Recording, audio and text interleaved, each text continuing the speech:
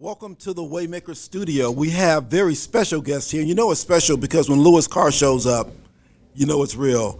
We're here with Louis Carr and none other than Hall of Famer Dwyane Wade. Man, that sounds good. Say it again. Hall of Famer Dwyane Wade. No.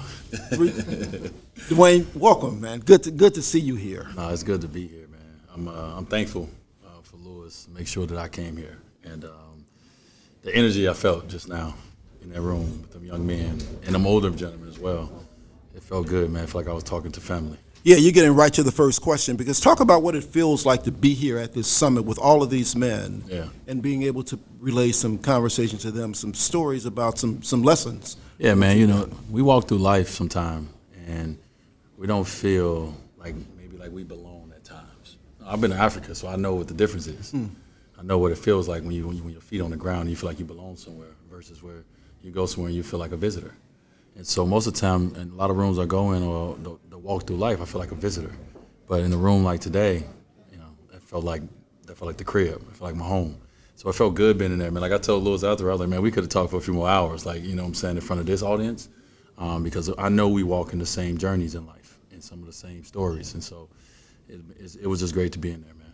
Well, dear, I want to thank you for coming because it was so important, as you could see in that room, for them to hear from somebody who came from the same communities that they live in now. Yeah. That you hadn't forgot those communities, that you hadn't forgot people like them, and that even at your success, you still understand the importance of communicating and being part of a community. Yeah. So thank you so much for that. Yeah, bro. You know, it's interesting, Dwyane, sitting here on the sofa. I've had so many guys sit here just over the last couple of days doing these podcasts whose professional athlete dreams died somewhere along the way. Mm-hmm. Many basketball players who didn't continue on for different reasons. Yours didn't die. You kept going. You're a Hall of Famer. Yeah. Talk about what it's like to be successful and talk about what it was like really to keep going, because certainly there have been challenges along the way in your career. Yeah, well, my R&B dreams died, so. Had to do something. You couldn't tell me I wasn't going to be an R&B singer. You know what I'm saying? I thought I sounded good in the shower, baby. But I do feel like, you know, I feel lucky. I feel blessed. I feel so many emotions to be a kid and to have a dream and want to do something. From the first dream I can remember was a basketball dream. I mean, I wanted to be a football player somewhere in there too, but basketball was what I gravitated to. And to know that my career was that, right? I got a chance to actually live that dream. And, you know, one thing throughout my career, which I always told myself, no matter through the injuries, no matter through the times where, you know, I perceive myself as the best in the game, was, you know, make sure that I'm not just trying to do something for other people, to hush them. Make sure that I'm doing this to make sure that I show myself that what I said and who I said I am, that I am that I am correct, that this player that I think I am, or this person that I think I am. And so I try to focus on that in my career more than I try to focus on, oh man, okay, I got haters, let me show the haters. Don't show the haters, show yourself. Because we all say what we would do, what we could do if we got opportunity. And I got one, and I try to take full advantage of it. Talk about what's driven you to that point, because you were drafted, the year you were drafted may have been one of the best draft years ever. Yeah. When we think about the people who came out, LeBron, Carmelo, Bosh, you. Yeah. Talk about what it was like and what's driven you to get to the levels that you've got. Well, first of all, man, just on that draft class, I mean, I know we got some basketball, some basketball heads in here, so they probably say that was not the best one, but arguably. You're sitting here with me, it was the best one. Arguably. Sure. It was a couple, 84, 96. That was pretty good. Yeah, but to be a part of one of them, obviously you could take it how you want. You could take it as pressure, right? We got to live up to this. Mm-hmm. Or you can take it as opportunity. And so I didn't need to be, you need inspiration along the way. Some days you don't feel like you have it. Some days you don't have it, right? But I didn't need to be driven. I was driven from how I was raised. That was just something that it was just in me. And like, as I said on the stage, I was driven by watching my dad get up every morning, go to work, grind or something to try to put some food on the table. And sometimes he wasn't able to do that. Sometimes he wasn't able to provide, but he still kept getting up. And so that fall down, stand up 8 motto for me really came from my childhood of watching, my people fall down, but keep getting up every day. And so because of God, blessed me with the opportunity to be able to have this talent in basketball, I took those same principles and applied them to basketball, which made me a great player because it didn't matter how many times I was knocked down, I was going to keep getting back up and go provide for my family every day. And so I put all that together, put a couple good days together, you fuck around and have a good career. I want to ask you about, family. We have a biological family, and we have family that we sort of becomes part of our family along the way. Mm-hmm. We share a family member named Andre King. Mm-hmm. He's been with you for a long time. My nerve. He's been with me for a long time. Talk about the importance of those ride or die people in your life. Man, listen, the older you get, the more and more you realize you need those ride or die people in your life. And you're going to be exposed to who's not ride or die versus who is. And when you get to grow older in life, you get to actually choose your ride or die, or your friends, or your family. I think it means even a little bit more when you actually choose, because you're choosing people that cover up your weaknesses, that you protect your weaknesses, and things of that nature, right? To me, I'm building a team, and so it's been great, man. Dre just turned 60, my guy just turned 60, and for me to be a young guy going through this life, going through this world, like having someone who has actually been 41 before, or 37, whenever I was, and has experienced life at that time, helped me out in so many different times where I thought it was like the world was blowing up or everything. He's like, kid, I've been 37 before. You're going to be all right. You're going to survive. You're going to survive this. And so just having mentors, like I said, upstage in life in whatever capacity they are in, it's so important, man, for us to be able to get that knowledge. Like, we need that knowledge just as much as we need the knowledge that's in these books. We need the knowledge from people who's actually experienced life and has done things that we're going to do or we're going to see as black men.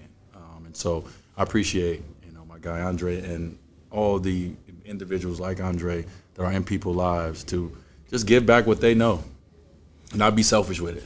And giving back happens on so many different levels, and this is for both you and Lewis. This summit and all you've done to bring all these men together, this has really been special, Lewis. And I've been here before last year, but this is when you just knocked the ball out of the park. I want you to talk about what it means to you to have this summit happen now. And Dwyane, I'd like to talk to you as well about your philanthropy, because you've done some phenomenal things there too. But Lewis, talk about that. Well, for me, you've heard me say this, Rufus, so many interviews, I'm trying to pay back this debt that I know can never be paid. All I can do is pay interest. So it'll be an ongoing mortgage that I owe to all of the people who helped me and poured into me. And I continue to get them every single day. I mean, having this relationship with Dwyane, that's very, very special. You see how this audience responded to him. We had D-Rose yesterday. We had Nick Cannon this morning. We had David Mann. These are people who understand what I'm trying to do because people have poured into them also. So it's not this strange thing that, like, why is he doing it? They understand intimately why I'm doing it, because all of us kind of grew up in the same type of places with the same type of challenges. We didn't know if we were going to get out. We all were trying. We got out, and now we're saying, hey, we owe something back to those communities and to those people who are trying to do the same thing that we did. You and I, Rufus, we got out, went to Lane Tech High School, all right? The only two from our school. Only two from our school. And we were in this uncomfortable place, being at Lane Tech. Just because it was all white and we had to swim nude? Absolutely. We still don't know why we had to swim with no clothes on, all right? Dwyane's got that look. Yeah, it was something about that Lane. I still ask people, why were we swimming naked? They like, shh. Wonder why I left after my freshman year. To jump in on the philanthropy part of it, I didn't get my back to school booklets and pencils and pens and jackets and stuff from the store. I got it from the church. We didn't get our food from the grocery store all the time. We got it from the church, right? We were the family that were in line when other families gave away clothes, or the church provided that government cheese with that bread and that macaroni and cheese and that box that we got. So I remember that. I remember being a kid, and that was our lifeline, receiving those things from other people.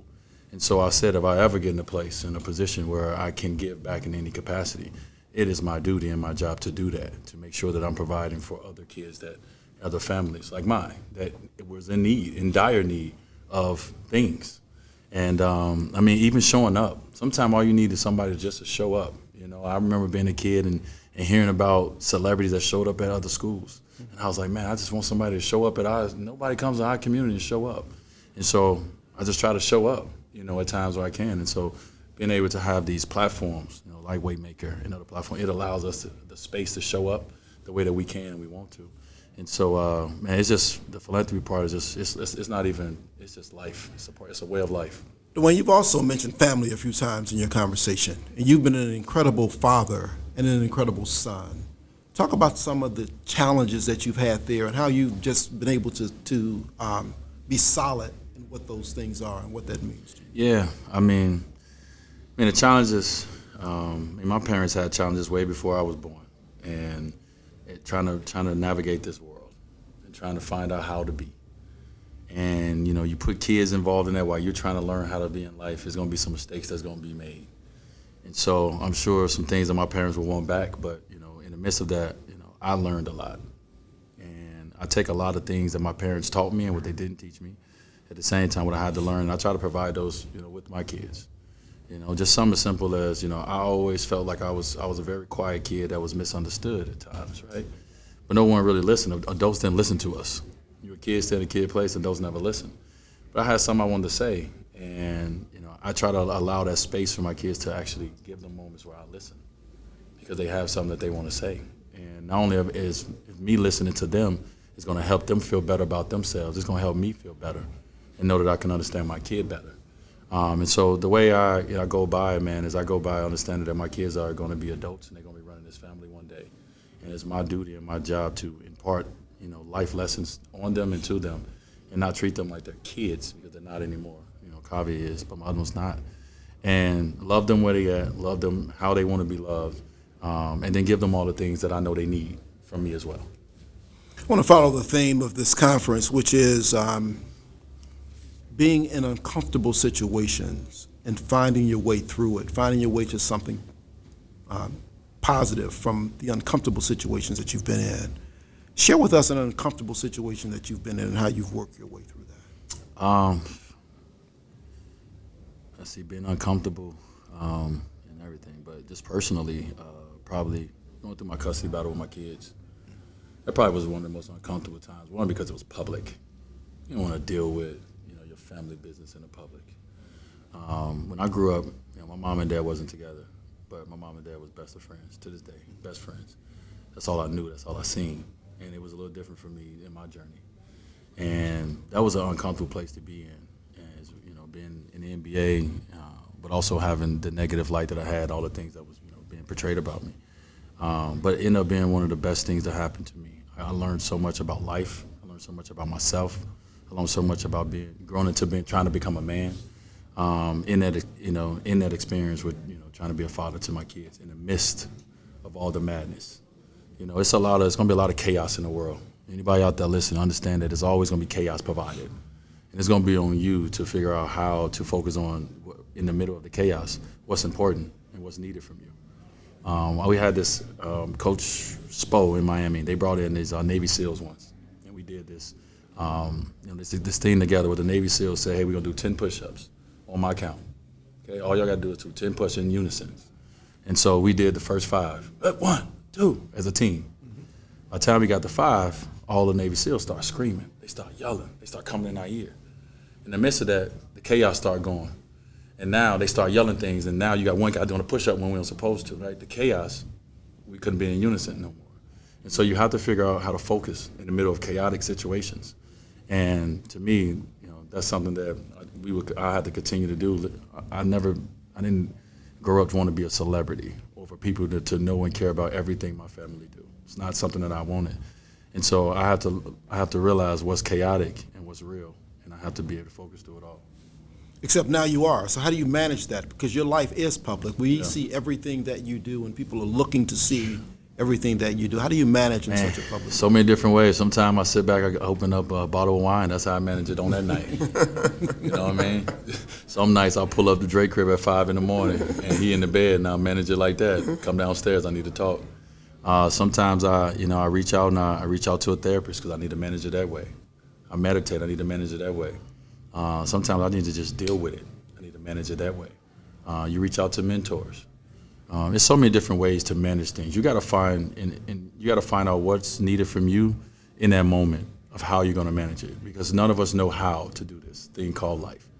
Every day we get up, we got to create what this day looks like, because each day is different. And so I found so many different ways to manage and not cope. I don't want to use cope, because we cope through medicines and addictions and things like that. So I've tried to find so many ways to manage the chaoticness of my life that I didn't know was going to be a part of my life. I just wanted to play basketball. I wanted to be great, and I wanted to make some bread. That's all I wanted to do. You kind of did those things. Well, yeah, and then I got all the other things. These other things come with it. Yeah, I got a lot of things that came with it. Yeah. Louis, how'd you come up with this theme for this conference? What was the impetus behind that? It's simple for me. If you go to my New York office in 1515 Broadway, sort of a glass window just like we have here, and I have the word growth on it. It's about, each letter is about 24 inches high, and everybody thinks because I do what I do, I'm in charge of revenue, it's about money. It's never about money, it's been about life. So my assistant always says, would you tell people what that means? Because everybody stops and asks me, like, why does he have growth on his office window? It's about life. I don't think, if you're not growing, then you're retreating, you're going backwards. There's no such thing as I'm good, I'm staying the same. There's just no such thing as that. So either you're gonna grow or you're gonna go backwards. And I think we all wanna grow. I think that's what our families need. I think that's what our communities need. But there's no growth by being in the same comfortable place. You have to be uncomfortable. When you think about some of the most uncomfortable times, is learning how to swim, all right? You learn how to swim, you're uncomfortable until you learn how to swim. Then you learn that, and then you go to the next level. So I said, hey, our men need to grow, our families need to grow, our communities need to grow, and the key part about it is to make yourself uncomfortable for growth. I talked to Dwyane on stage. You know, coaches, that's what they do. That's why they be screaming at you, all right? To take you in that uncomfortable place so you can be better. Think about Dwyane, and I remember watching some of the games here in the summertime, some of the all-star games that took place here in the summertime with Benny Henry and the other folks. You may have been the first person I ever saw play defense in those games. And it was kind of interesting because nobody ever played defense, but there you were still involved doing things that people weren't supposed to be doing. When you think about the changes that you make and the fact that you made it to the Hall of Fame, what do you attribute most to your ability to be able to get there? Oh, man. I think the ability to be able to adapt is probably it. You got to be able to adapt to whatever circumstances and situations you're put in. You know, I say it from a basketball standpoint. It would have been easy for me in my career if my whole career was, hey, you're going to get the ball for 16 years and you're just going to run high pick and rolls. All right, I know what to do. But it wasn't that. It was, hey, you got to come off the bench on this team. Hey, you got to back cut on this team. Hey, we need you to set screens and like whatever it is. I had to be adaptable. And I think for me in my career, you know, that's the thing I love about my career is that I didn't just do it one way. I found multiple ways to try to be successful and always want to be adaptable. You know, I always tell my son, don't never put yourself in a position where a coach don't look down on that bench and he can't put you in. You got to be able to do any and everything. If he needs you for 2 seconds to go in there and trap somebody, he better know that you can bring that kind of energy and that kind of smarts to be able to go trap this person so we can get a steal. Whatever it is. And so I've always wanted to be that. That's what my dad celebrated in me. He never celebrated 35 points. He celebrated 15, 10 assists, 10 rebounds. Celebrated being overall and not just one thing. And so for me, I've never wanted to be. And even in business, I don't want to be just one thing. That's why I'm involved in so many different things. Because I've always want to make sure that, you know, I'm adaptable in whatever room I go in. Dwyane, you've been wonderful and generous with your time being here and with your person and sharing all these things. I know we have to let you go, unfortunately, but I'll ask you just one more question. If you think back, and I asked Louis this question when I had a chance to talk to him a few weeks ago. Yeah. If you were able to look back to an earlier Dwyane Wade, what's the advice that you would give to yourself? I mean, I get to look back anytime I come in a room like this. Every time I see one of these kids out here, I go right back to that was me. That was me. You know, I think along the way, man, I've been blessed. And so I can't say that, you know, I think I did the things I would have told a young Dwyane. You know, along the way, I know that things are going to happen in life, and you know what, we got to be ready to deal with them. And so I can't say I wish those things didn't happen, because it was meant for me to go through it and deal with it. So someone else possibly may not, right? And so I believe that the things that made me successful is, you know, especially our kids today, they live in a world where people are getting a chance to comment on them in real time, right? They're able to hear all the things that people say about them in a negative way, but you got to be able to shut that out. You got to be able to be, you know, closed-minded to someone that's not celebrating your dream. If you're not celebrating my dream, you don't get a chance to be in my orbit. You don't get a chance to be in my energy space. And so, you know, you can use things for motivation, but keep people around you, keep things around you that celebrates and push you on the path to your dream and what you feel like you're on this earth to accomplish and do. And don't let nobody get in the way of that. I ask my son all the time, are you obsessed with your dream? I shouldn't care about it more than you. You have to be obsessed about it. And so if you got something that is for you and that you feel like God has put you on this earth to do, or you feel like you want to do, then be obsessed about it. And don't allow nobody in your energy space that don't celebrate that and don't help you get to that. I once had a chance to stand and have a conversation with Michael Jordan and Dr. J. And I went back and said, I am now on the best 3-on-3 team ever, just because it was the two of them and I was there. I think this threesome sitting here now compares very well with that. Dwyane Wade, Louis Carr, thank you both for all that you do. Man, thank Appreciate you.